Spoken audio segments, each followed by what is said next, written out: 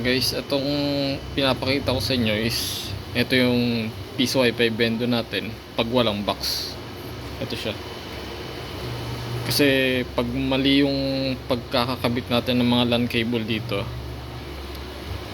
hindi gagana yung piece wifi natin kahit na okay yung mga parts. Una is yung ito pala is nakabilan. Ito bilan setup to. Una is yung board natin. Ito, kung mapapansin nyo, medyo madilim. Yung LAN cable na yan, papunta siya sa compass sa left side na saksakan. Nakaano kasi ito yung compass natin, nasa left side siya. Hindi siya pwede sa right side, hindi siya magko-connect. Kailangan nasa left side siya. Then yung next naman is yung nasa right side na LAN cable, papunta siya sa POE ng compass natin.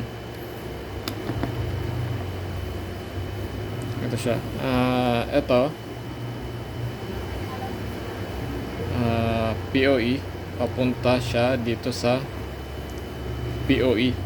Ito. Ayan, may nakalagay dyan POE. Ayan. Hindi siya pwede sa isaksak sa LAN. Dapat itong connection na yan, POE, papunta sa right side ng antenna natin na compass. Ayan siya. Tapos next is yung LAN. Nakalagay dyan LAN. Yan yung papunta sa internet natin. Yan. Yung LAN. Pag naguguluhan kayo, panoorin nyo lang ulit to. Yan. LAN papuntang internet.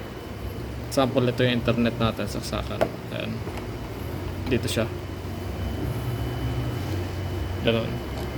Kasi pag mali yung pagkakabit natin ng mga LAN cable na to, hindi rin tayo makakonect sa piece wifi kahit okay yan lahat. Sa ano to sa bilan setup na piece wifi. Yun lang, thank you.